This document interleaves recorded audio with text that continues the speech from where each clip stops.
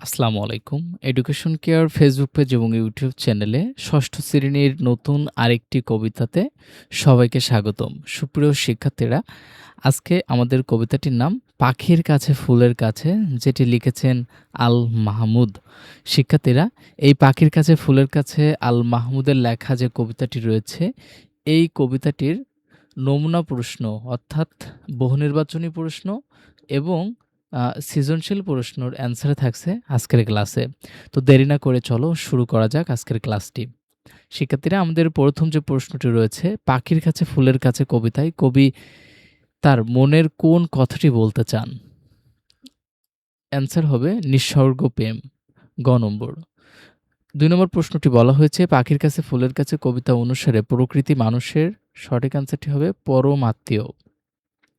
এখানে একটা উদ্দীপক দেওয়া হয়েছে, উদ্দীপকটি পড়ে আমাদের ৩ এবং ৪ নম্বর প্রশ্নের অ্যান্সার লিখতে হবে। এখানে রয়েছে, লালগিরি পাহাড়ের চূড়ায় উঠে মনিরের মনে হলো সৃষ্টির এই অপরূপ অপর লীলা আগে কখনো তার দেখার সৌভাগ্য হয়নি। লালগিরি পাহাড়ে কে কে গেছো কমেন্টে জানায়ো তো। মনের অজান্তে সে হারিয়ে গেল এক অন্য কল্পনার জগতে। সৃষ্টির রহস্য তার মনকে আবেগ আপ্লুত করল। তার ইচ্ছে হলো প্রকৃতির কাছে হৃদয়ের অব্যক্ত কথা প্রকাশ করতে। আমাদের ৩ নম্বর প্রশ্নটি বলা হয়েছে, উদ্দীপকের বক্তব্য কবিতার কোন চরণের সাথে সঙ্গতিপূর্ণ? সঠিক অ্যান্সারটি হবে ক নম্বর, পাখির কাছে ফুলের কাছে মনের কথা কই। ৪ নম্বর প্রশ্নটি বলা হয়েছে, মনিরের ভাবনার সাথে কবি আল মাহমুদের ভাবনার মিল কোথায়? অ্যান্সারটি হবে ঘ নম্বর, প্রকৃতি ও সৌন্দর্যের প্রতি মমত্ববোধ। শিক্ষার্থীরা, এখন আমরা আমাদের যে সৃজনশীল প্রশ্নটি রয়েছে, এই সৃজনশীল প্রশ্নটির অ্যান্সার লিখছি। প্রথমে আমরা আমাদের গল্পটি একটু পড়ে নেই, উদ্দীপকটি। একটি টিভি চ্যানেল জীবন ও প্রকৃতি নামে একটি অনুষ্ঠান প্রচার করে। অনুষ্ঠানটিতে প্রকৃতির বিচিত্র রূপ, পাহাড়ের দৃশ্য, ঝর্ণার গতিময় ছন্দ, ফুল ও প্রজাপতির মিলন মেলা, বিভিন্ন প্রজাতির গাছপালার, বনে জীবজন্তুর অবাধ বিচরণ, বিভিন্ন কীটপতঙ্গের জীবনচক্র, নদ-নদীর ছন্দময় গতি ইত্যাদি দেখানো হয়। শর্মিলী তার বাবার কাছে প্রশ্ন করল, জীবন ও প্রকৃতি নামে টেলিভিশন যে অনুষ্ঠানটি প্রচার করেছে, তাতে আমাদের শিক্ষণীয়টা কী? বাবা বললেন, এদের সহ-অবস্থানদের মধ্য দিয়ে প্রকৃতির পূর্ণতা পায়। এক কথায় বলা যায়, এরা একে অপরের পরিপূরক।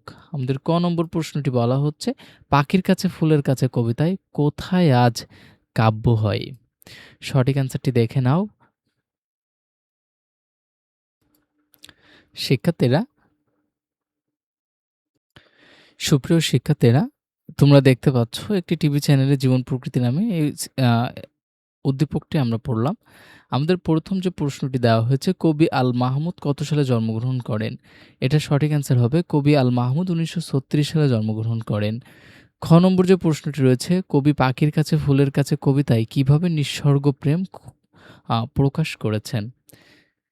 কবি পাখির কাছে ফুলের কাছে কবিতায় নিঃস্বর্গ প্রেম বলতে প্রকৃতির প্রতি তার মমত্ববোধ, প্রেমের কথা বুঝিয়েছেন। আল মাহমুদ কবিতার প্রাণ হলো বাংলাদেশের গ্রাম জীবন আর পল্লীর প্রকৃতি। গ্রামের শান্ত সবুজের রূপ তিনি কবিতার সুন্দরভাবে দেখিয়েছেন। কবি চান প্রকৃতির নানা রকম সৌন্দর্যের কাছে যেতে, তাদের সঙ্গে এক হয়ে যেতে। পাখির কাছে ফুলের কাছে কবিতায় কবির এই প্রকৃতি প্রেম স্পষ্ট দেখা যায়।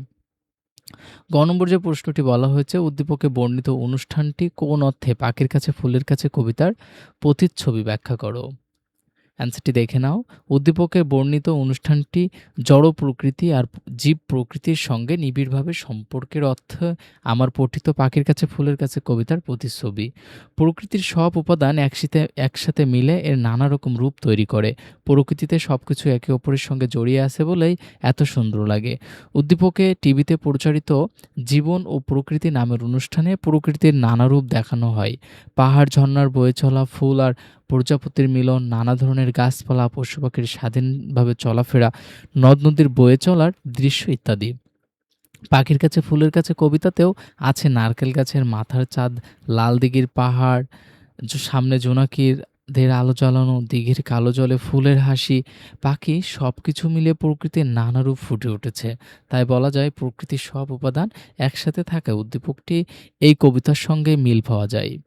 আমাদের ঘ নম্বর যে প্রশ্নটি বলছে, শর্মিলের বাবার সর্বশেষ উক্তিটি যথার্থ পাখির কাছে ফুলের কাছে কবিতার আলোকে বিশ্লেষণ করো। অ্যান্সারটি দেখে নাও। শর্মিলের বাবার সর্বশেষ উক্তিটি পাখির কাছে ফুলের কাছে কবিতার আলোকে যথার্থ হয়েছে। জড় প্রকৃতি আর জীব প্রকৃতি মিলে প্রকৃতির পূর্ণরূপ তৈরি হয়। তাই প্রকৃতির নানা রকম রূপ উপভোগ করা যায়। উদ্দীপকের টিভিতে দেখানো জীবন ও প্রকৃতি অনুষ্ঠানটিতে জড় প্রকৃতি ও জীব প্রকৃতি একসাথে দেখানো হয়েছে, যেখানে দেখা যায় একে অন্যের সাহায্য ছাড়া প্রকৃতি পূর্ণতা পায় না। পাখির কাছে ফুলের কাছে কবিতায় কবি প্রকৃতির নানা জিনিসের মিলিত রূপ দেখিয়েছেন, যা কবির চোখে অনেক রকম ধরা দিয়েছে। জীব প্রকৃতি আর জড় প্রকৃতি একে অপরে যে পূর্ণ করে তোলে, সবকিছু একসাথে মিলে অনেক সুন্দর একটা রূপ তৈরি করে। তাই বলা যায় পাখির কাছে ফুলের কাছে কবিতা অনুযায়ী শর্মিলের বাবার শেষ কথা যথার্থ। শিক্ষার্থীরা, এই ছিল তোমাদের পাখির কাছে ফুলের কাছে যে কবিতাটি রয়েছে, এই কবিতাটির বহু নির্বাচনী প্রশ্ন এবং সৃজনশীল প্রশ্নের অ্যান্সার। কোন টপিকের উপরে তোমরা ক্লাস চাও সেটা কমেন্টে জানাও, আমরা তোমাদের ক্লাসটি দিয়ে দিব। ভিডিওটি ভালো লাগলে অবশ্যই চ্যানেলটি সাবস্ক্রাইব করে রাখো যদি তোমাদের বিন্দু পরিমাণ উপকারে আসে। যদি মনে হয় না তোমাদের ভিডিওগুলো উপকারে আসতেছে, তাহলে চ্যানেলটি সাবস্ক্রাইব করে রাখো। চ্যানেলের ভেতরে ঢুকলে প্লে লিস্টে দেখলে তুমি দেখবা যে ধারাবাহিকভাবে তোমাদের প্রতিটা সাবজেক্টের topic wise class serial wise সাজানো আছে। তোমরা তোমাদের প্রয়োজনীয় ক্লাসটি সেখান থেকে করে নিতে পারো। দেখা হচ্ছে পরবর্তী কোনো ক্লাসে। সে পর্যন্ত সকলেই ভালো থাকো, সুস্থ থাকো। আল্লাহ হাফেজ।